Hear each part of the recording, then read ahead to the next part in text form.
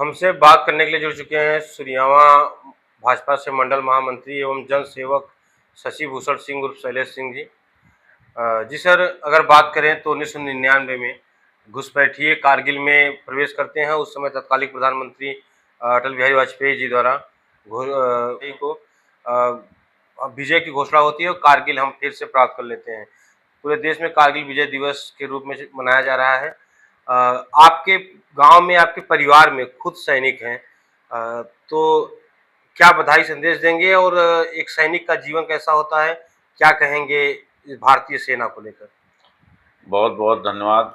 आप लोग देश के महान सपूतों के प्रति हमारा वक्तव्य लेने के लिए हमारे इस बरसात में हमारे घर पे पधारे हैं। आप लोगों का स्वागत है। मैं आपको बताना चाहता हूं, आपको यह जानकारी नहीं होगी कि मैं भी सेना में रह चुका हूं। 93 अक्टूबर में हमने सेना ज्वाइन किया था और सितंबर 96 में हमने सेना से त्यागपत्र दे दिया था। त्यागपत्र देने में हमको जितनी कठिनाई हुई उतना हमको सेना ज्वाइन करने में नहीं हुई थी। बहरहाल हमारा परिवार, हमारे रिलेशन के लोग सैन्य बल से हमेशा जुड़े रहे हैं। आज भी मेरा छोटा भाई 22 राजपूताना राइफल में सूबेदार के पद पर लेह में तैनात है, जहां नियंत्रण रेखा आपस में टकराती है चाइना, इंडिया और पाकिस्तान की। और मेरे चचेरे दादा थे, एयरफोर्स के वारंट ऑफिसर के, रिटायर थे। अभी उनका अगले साल डेथ हो गया। अभी एक चचेरे भाई हैं, वो हमारा सेना में वायु सेना में सार्जेंट के पद पे है। एक चचेरे भाई हैं सेना में, अरुण कुमार सिंह नाम है, आपके बमरौली में अभी तैनात है। वो वारंट ऑफिसर से पेंशन अभी आ रहे हैं। इसलिए सेना से हमारा जुड़ाव रहा है। हमारे सगी बहन के जेठ कारगिल युद्ध में शहीद हुए थे। बीएसएफ में 39 बटालियन में तैनात थे। रजौरी में उनको सीने में लगभग 9 बुलेट लगी थी एलएमजी की। इसलिए सैनिकों से जुड़ाव हमारा, हम लोगों का बहुत पहले से रहा है और आज भी है, आगे भी रहेगा, क्योंकि हम लोग राजपूत परिवार से बिलोंग करते हैं। और सेना सप्लाई कोर में मैं था, एएससी सेंटर साउथ बेंगलोर। और वहां से पारिवारिक स्थिति को देखते हुए, पिताजी टीचर थे, छोटा भाई छोटा था और हमने सेना को अलविदा कर दिया था। लेकिन सेना के सुझावों को हमेशा देखता हूं, बहुत नजदीकियों से सेना के बारे में जानता हूं। अच्छा सर, जी जो सर। जो 99 की बात आप कर रहे हैं, वो कोई युद्ध नहीं था। वो हमने एक ऑपरेशन चलाया था सेना में। एक मूल रूप से ऑपरेशन का नाम दिया जाता है घुसपैठिए। मुशर्रफ की वजह से घुसपैठिए हमारे तमाम तोलोलिंग जैसी चोटियों पर कब्जा कर लिए थे, जिसमें हमारे सैनिकों की जो जो टुकड़ियां जाती थी गश्त में, तो उनको वहां से अपनी कैजुअलिटी करा के वापस आना पड़ता था। इस वजह से सेना ने अपने पराक्रम का नाम दिया था, जिसमें हमारे इन्फेंट्री की 14 बटालियन लगाई गई थी, जिसमें सिख रेजिमेंट, राजपूताना राइफल, सारे लोगों ने एक साथ मिलकर उस अभियान को दिया था। उसमें हमारा एयरफोर्स का भी सहयोग रहा, जिसमें हमने भी अपना नुकसान गंवाया और अपनी चोटी को पुनः वापस किया था। इसीलिए हम लोग कारगिल विजय दिवस मनाते हैं, जिसमें हमने सैनिकों का, विदेशी पाकिस्तानियों का बहुत भारी संख्या में सैनिकों का नुकसान किया। हालांकि हमारे सैनिक भी लगभग 250 से 300 400 के आसपास हमारे भी शहीद हुए थे। इसमें कहने की कोई बात नहीं है। अच्छा सर, इतना सैनिक शहादत करते हैं, देश की रक्षा करते हैं, उनके प्रति देश के लोगों की सच्ची श्रद्धांजलि क्या होनी चाहिए? बस सच्ची श्रद्धांजलि, जो सेना में सेवारत रहता है वो देश के लिए रहता है।